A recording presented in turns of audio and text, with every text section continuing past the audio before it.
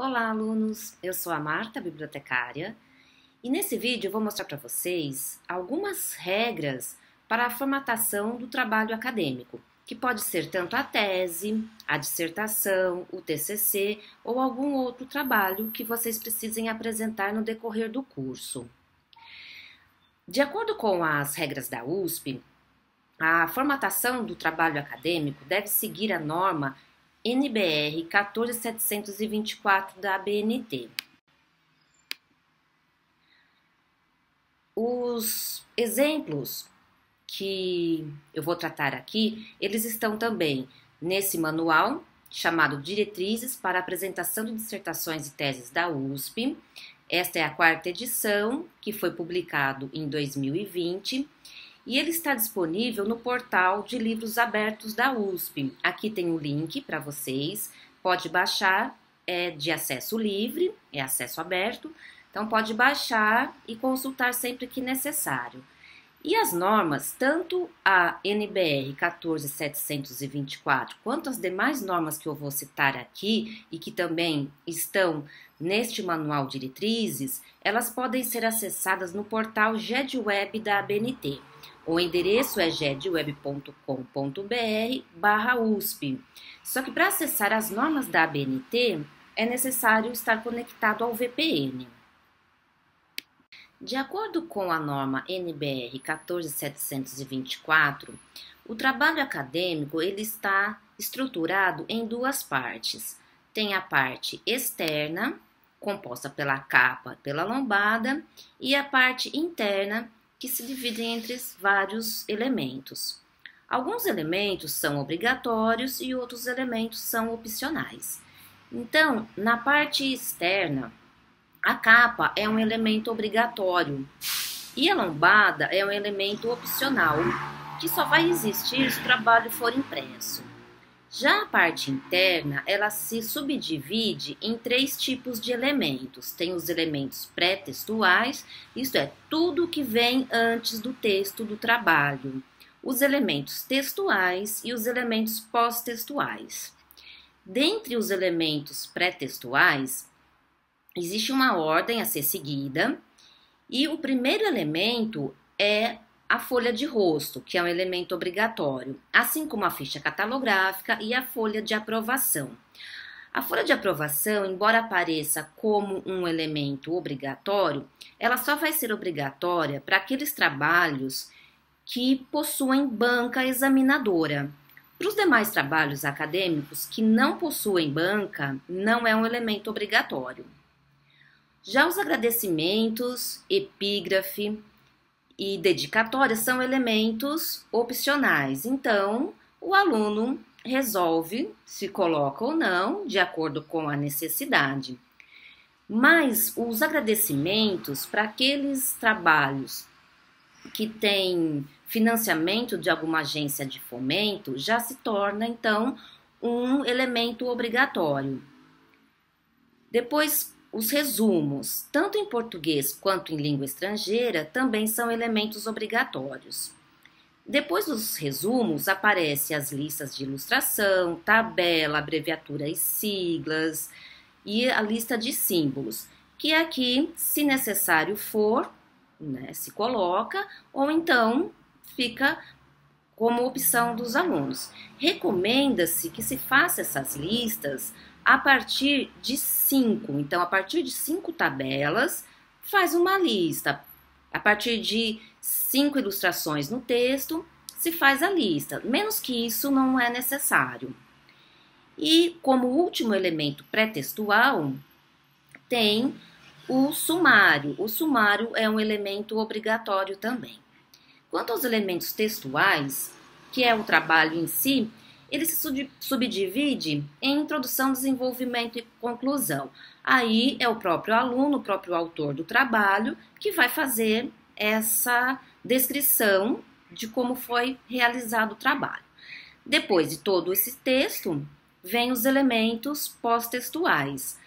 Esses elementos têm as referências como um elemento obrigatório, porque tudo que foi citado no texto deve ser referenciado obrigatoriamente na lista de referências. E glossário, apêndice, anexo e índice são elementos opcionais que também o aluno resolve se vai colocar ou não na medida da necessidade do que foi escrito no trabalho. Aqui eu trouxe algumas regras gerais que devem ser observadas em todo o trabalho. Então, todo o trabalho deve ser redigido numa folha no formato A4. No momento da impressão, o aluno pode decidir se ele vai imprimir numa folha branca ou na reciclada. As margens, elas devem ser no anverso, ou seja, nas páginas ímpares, sempre deve ser esquerdo e superior de 3 centímetros, direita e inferior 2 centímetros. Já para o verso da folha, ou seja, as páginas pares, aí o lado esquerdo e inferior tem 2 centímetros e o lado direito e superior tem 3 centímetros. A fonte deve sempre ser 12 para todo o trabalho e em fonte menor, né, pode ser 10 ou 11, nas citações com mais de 3 linhas, notas de rodapé, legenda e legenda das ilustrações e das tabelas. O espaçamento em todo o texto deve ser de 1,5, com exceção para as citações com mais de 3 linhas, as notas de rodapé, as referências, legendas das fontes, das ilustrações, das tabelas, a natureza do trabalho, que essas devem ter espaçamento simples entre linhas. As referências no final do trabalho também devem ser em espaço simples e separadas entre elas por uma linha em branco. A paginação, ela começa a ser contada a partir da folha de rosto, mas ela só vai aparecer impressa no trabalho a partir da primeira página da introdução. Logo a seguir eu vou mostrar alguns exemplos que vai ficar mais fácil de compreender. Os elementos pré-textuais, aqueles que nós apresentamos, eles devem iniciar em páginas ímpares, então sempre no anverso da folha, exceto para a ficha catalográfica, que deve ser inserida no verso. Os títulos, eles devem estar sempre centralizados, e aí mais uma exceção, né, para a ficha catalográfica, a folha de aprovação, a dedicatória, a epígrafe não possuem texto indicativo. Os elementos textuais, eles devem iniciar nas páginas ímpares também, né? Então, é sempre no anverso da folha. Os títulos dos elementos textuais, eles devem ser precedidos sempre de um indicativo numérico em algarismo arábico, né? Com um espaço separando o número do texto, do título e uma linha em branco separando o título do texto. A norma para a numeração progressiva vocês podem consultar também naquele portal GEDweb, que eu já comentei com vocês, e a norma para a numeração progressiva é a NBR 6024. Pela norma, é recomendado que os elementos textuais e pós-textuais sejam sempre digitados no anverso e no verso da folha. Aqui eu passo a apresentar, então, como se dispõem os elementos dentro de cada um dos elementos que eu apresentei anteriormente. Então, a capa, ela deve conter o nome da universidade e o nome da faculdade. Então, no nosso caso, é Universidade de São Paulo, lá em linha de baixo, Instituto de Relações Internacionais. Tanto o nome da universidade quanto da faculdade deve ser escrito em caixa alta, ou seja, tudo em maiúsculas. Depois, mais ou menos com o espaço de 6 linhas em branco, aparece o nome do aluno. Depois, com mais um espaço de mais ou menos 6 linhas, vem o título. Sempre quando for a primeira versão entregue do trabalho, deve-se colocar logo embaixo do título essa menção aqui, versão original. Na versão final, que é aquela versão que vai ser entregue na biblioteca e também vai aparecer nos portais, né, tanto de teses quanto de TCC, se for o caso, deve aparecer aqui como versão corrigida. Depois disso, dá-se um espaço de mais ou menos 15 linhas, isso vai depender daqui do tamanho do texto, né, para colocar a cidade onde foi entregue o trabalho e a data de depósito desse trabalho. Aqui tem as margens, então, margem de 3 centímetros, margem de 3 centímetros, aí do lado direito, margem de 2 centímetros e a inferior também 2 centímetros. A página de rosto. A página de rosto, ela é bastante parecida com a capa, mas não aparece aqui o nome da universidade, nem o nome da faculdade, e o primeiro elemento a aparecer aqui é o nome do aluno. Depois dá-se um espaço de mais ou menos 8 linhas, vem o título do trabalho, com a versão original ou corrigida, mais alguns espaços aqui para colocar a natureza do trabalho, isto é, você vai dizer se o trabalho é uma tese, é uma dissertação, é um trabalho de conclusão de curso. Então tem um texto mais ou menos padrão, né? Então, dissertação apresentado ao programa X da faculdade, do instituto Y, né? E também vem o nome do orientador e o nome do co-orientador, quando for o caso do trabalho também possuir um co-orientador. Depois a cidade, né, e a data. Como já foi falado, a ficha catalográfica é o único elemento pré-textual que vem no verso da página, ela vem no verso da página de rosto. Por isso aqui as margens então são invertidas. A margem superior 3 centímetros, a direita 3 também, a margem esquerda e a margem inferior 2 centímetros. A ficha catalográfica deve ser elaborada pela biblioteca. Então, antes do trabalho ser depositado, depois que já pronto, é necessário encaminhar um e-mail para a biblioteca com algumas informações para que a biblioteca possa, então, elaborar essa ficha catalográfica. Nós pedimos um prazo de 48 horas úteis para fazer essa ficha catalográfica, então é importante lembrar que não pode deixar para a última hora, para que a gente tenha, então, um tempo para elaborar a ficha e aí encaminhar para vocês. Dando sequência, então, o próximo elemento é a folha de aprovação. A folha de aprovação, ela deve conter o nome do autor, da tese, da dissertação, do trabalho, o título e subtítulo, se houver, a natureza do trabalho, a data de aprovação. Geralmente, se deixa em branco aqui, porque ela vai ser preenchida no momento, então, da defesa da tese ou da dissertação. Também tem o nome, a titulação e a instituição que pertence aos componentes da banca.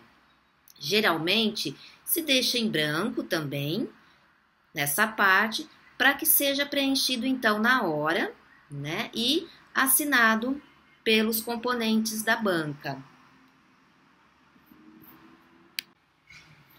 A folha de agradecimentos. Conforme foi dito, este elemento não é o elemento obrigatório, mas ele se torna para aqueles trabalhos que tiveram financiamento de alguma agência de fomento. Então, os agradecimentos, quando consta no trabalho, ele deve ser iniciado aqui, a folha deve ser iniciada com o título Agradecimentos em caixa alta e centralizado, e aí segue-se com os agradecimentos a todos aqueles que foram importantes, que tiveram alguma participação no trabalho, para a realização desse trabalho. E quando for é financiado por alguma agência, é necessário colocar aqui. Então, quando financiado pela CAPES, é importante colocar um texto como esse, que é um texto padrão, né? E pela FAPESP também é uma frase padrão que se deve colocar aqui como agradecimento a essa agência que financiou o trabalho de vocês. Dando seguimento aos elementos obrigatórios, os próximos a aparecerem no trabalho são resumo e abstract.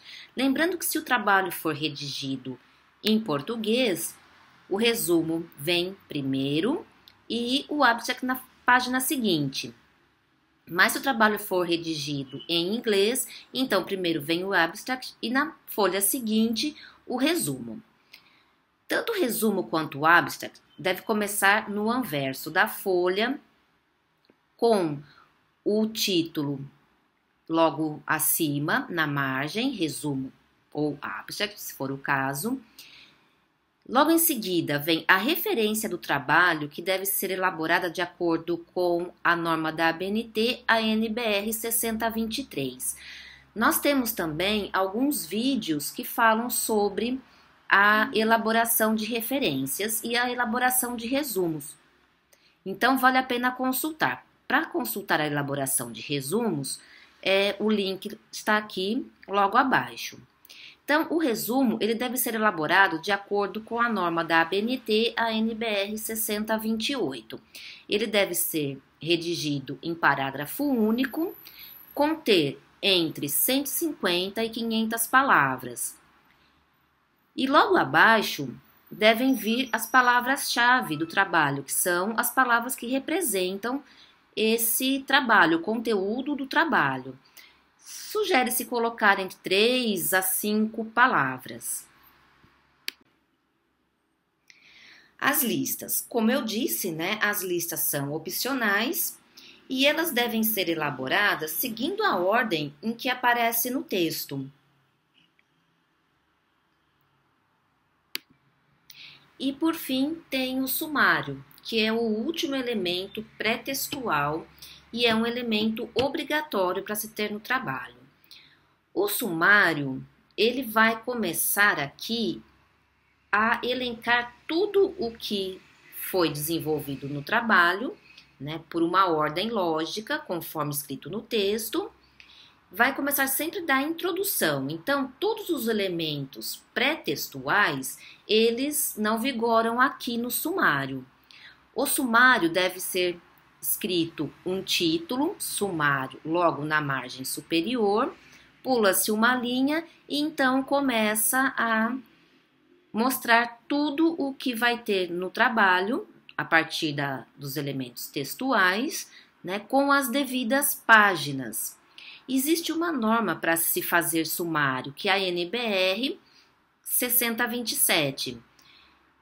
Lembrando que aqui vai se colocar sempre a numeração progressiva conforme aparece no texto, mas para os elementos pós-textuais já não tem mais, então, a numeração progressiva. Finalizado, então, os elementos pré-textuais, passa-se à redação do trabalho propriamente dito. Então, o primeiro elemento a aparecer aqui é a introdução, que deve ser precedido de um número, sempre na margem esquerda. Aqui, como vocês podem ver, é a primeira vez que aparece impresso na folha o número da página. Conforme eu já comentei com vocês no começo dessa apresentação, as seções primárias, elas devem sempre estar no anverso da página. Então, sempre nas páginas ímpares. Já as seções secundárias, elas podem seguir na sequência do texto, sempre observando que é necessário deixar uma linha em branco entre o texto. Aí vem o título da seção secundária, mais uma linha em branco para se iniciar o texto. Finalizado o texto, então é hora de apresentar todos os trabalhos que foram citados e, para isso, é necessário utilizar a norma da ABNT ANBR 6023. Nós temos outro vídeo que fala sobre a elaboração de referências e também de citações no texto, para que vocês possam olhar e fazer da maneira correta. Lembrando que as referências, como um elemento obrigatório, ela deve vir com o título Referências e estar também sempre no anverso da folha, por isso numa página ímpar. E as referências devem ser seguidas aqui, podendo continuar na página seguinte, na página par, no verso da folha. Bom, era isso então que eu tinha para mostrar para vocês nesse vídeo. Deixo aqui os nossos contatos, qualquer dúvida, sugestão, pode entrar em contato com a gente que teremos a maior satisfação em falar com vocês. Até mais!